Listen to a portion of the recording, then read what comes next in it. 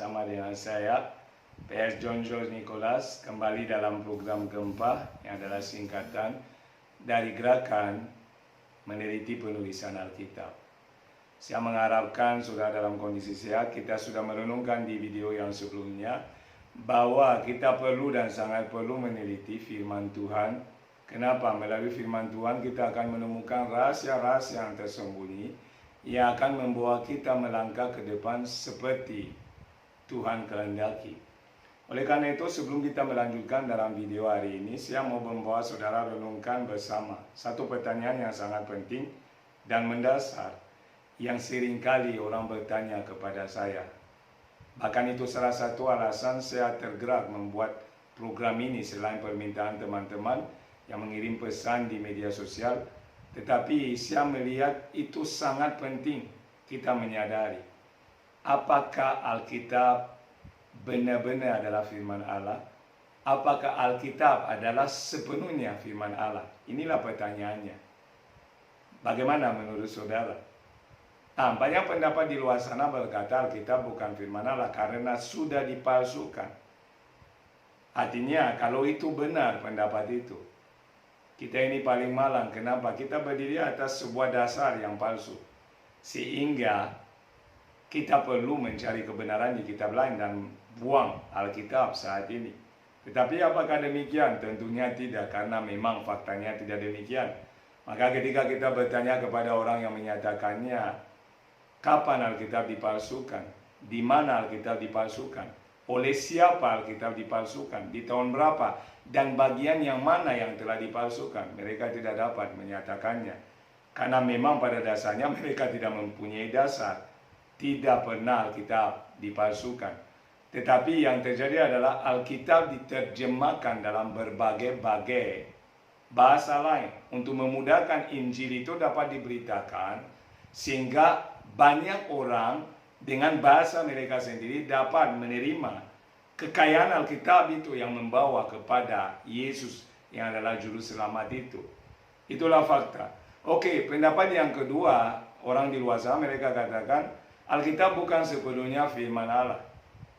Artinya sebagian ada firman Allah, sebagian tidak. Jadi bagian di mana ada iblis bicara, Lukas bicara, Yudas bicara, Petrus bicara, itu bukan firman Allah. Hanya perkataan Yesus saja yang firman Allah.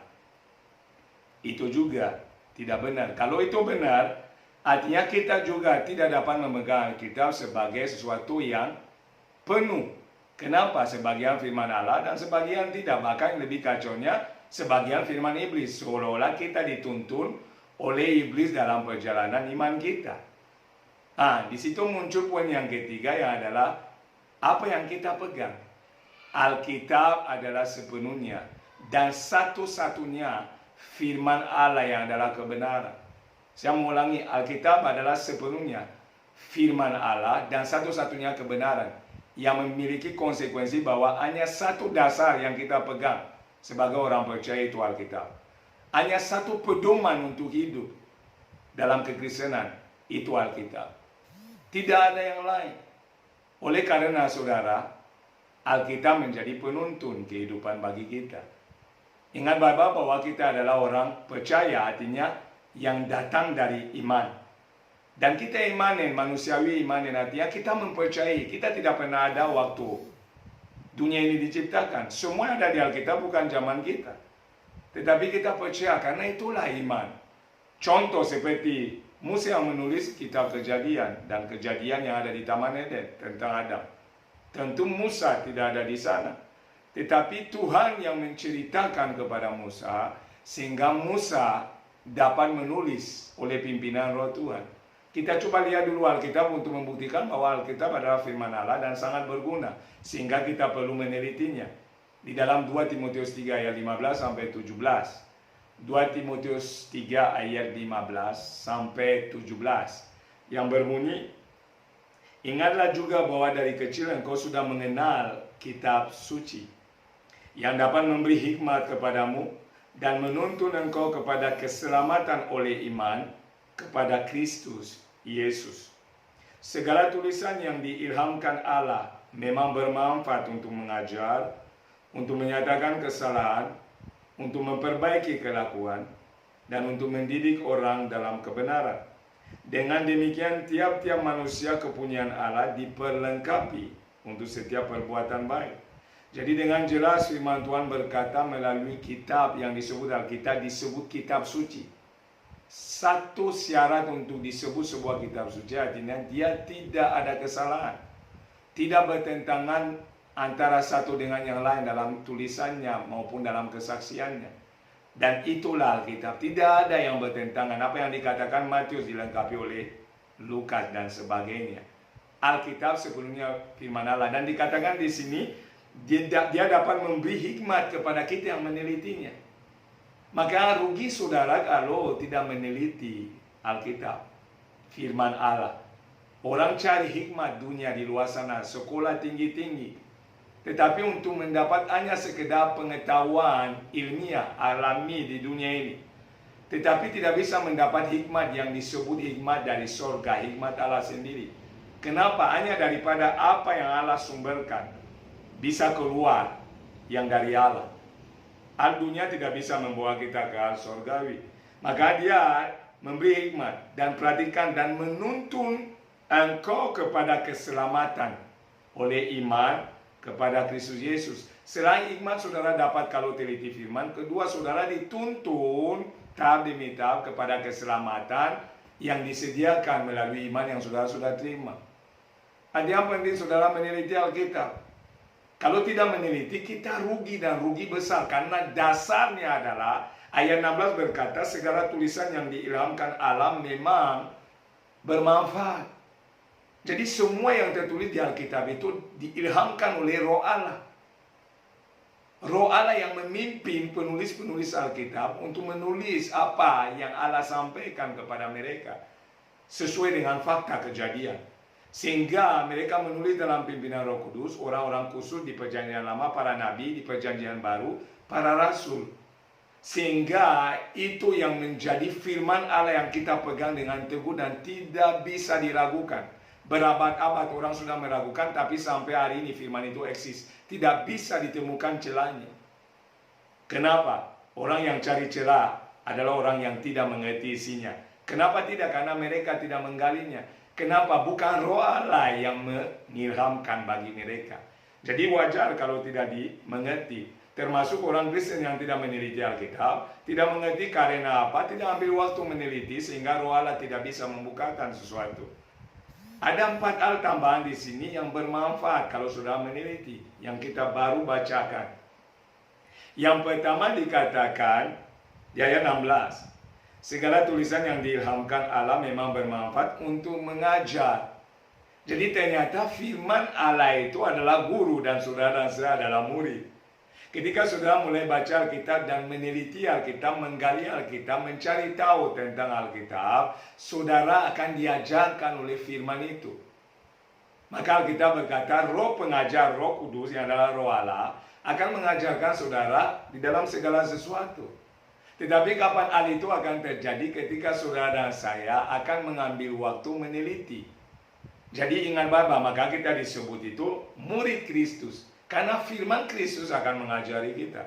Dan bukan satu firman, seluruh firman yang ada di Alkitab adalah firman Allah. Sehingga apapun yang ada di dalam itu adalah firman Allah. Pertanyaannya adalah, jadi ketika iblis juga bicara itu firman Allah. Mengertilah saudara bahwa contoh. Ketika Tuhan menceritakan itu kepada penulis atau mengilhamkan kepada penulis, penulis menceritakan kejadian yang ada. Contoh, ada kecelakaan di pinggir jalan. Saya tadinya ada di sana. Dan ada orang yang meninggal, contoh. Itu hanya contoh ya saudara. Dan karena saya ada di sana, wartawan datang dan mereka mewawancarai saya menceritakan apa yang terjadi sesungguhnya. Bahwa mobil dari sana orang lewat begini, tabrakan dan orangnya mati. Nah, saya tentunya karena adalah saksi di sana bisa menceritakan. Ingat baik-baik bahwa Allah adalah saksi dari segala kejadian. Makanya disebut Alfa dan Omega. Jadi kejadian Adam di Taman Eden, Allah yang ada di sana yang menceritakan kepada Musa dan meminta oleh Roh Kudus kepada Musa untuk menuliskan. Demikian dengan firman yang lain. Jadi ketika iblis pun hadir atau berbicara, yang menceritakan itu kepada Musa untuk menulis adalah Allah sendiri. Yang adalah saksi mata dari kejadian-kejadian yang telah ada. Roh mengilhamkan Musa untuk menulis, itu sama. Itu yang terjadi di perjanjian lama, di perjanjian baru juga, termasuk dengan murid-murid Kristus para rasul yang lihat langsung. Sehingga mereka tuliskan apa yang mereka lihat, tetapi ingat baik-baik dalam pimpinan roh. Kalau roh yang pimpin pasti sempurna. Kalau hanya manusia pasti rusak. Makanya kita memegang kitab dengan kuat, dikatakan semua tulisan yang diilhamkan oleh Allah bermanfaat yang pertama untuk mengajar saudara dan saya. Maka jangan malas ambil waktu meneliti, kalau tidak saudara akan disesatkan oleh pendapat-pendapat yang di luar sana. Karena ketika saudara sudah mulai meragukan Alkitab sendiri, tidak perlu diteliti. Tinggal dibuang saja di sampah saudara. Dan saudara akan disesatkan oleh pengajaran-pengajaran yang dunia ini tawarkan yang begitu banyak. Ingat baik-baik, tidak terlalu jauh yang asli dengan yang palsu. Kalau saudara tidak tahu yang asli, saudara akan gampang ditipu oleh yang palsu. Kalau saudara tidak pernah tahu tas LV yang asli, saudara akan dijual tas LV yang KW. Saudara akan pikir itu asli dan saudara akan termakan uangnya begitu saja. Maka saudara perlu meneliti yang asli, yang adalah Alkitab. Sehingga ketika yang palsu datang, saudara tidak gampang untuk diombang-ambingkan. Saudara teguh. Kenapa? Saudara meyakini kebenaran yang tertulis adalah dari Tuhan sendiri. Dia mengajari saudara. Kalau saudara menelitinya. Yang kedua dikatakan untuk menyatakan kesalahan. Ketika saudara mulai meneliti, Alkitab akan mulai menyatakan ke saudara yang ini benar, yang ini salah. Sehingga saudara akan tahu, oh ini tidak boleh, ini boleh.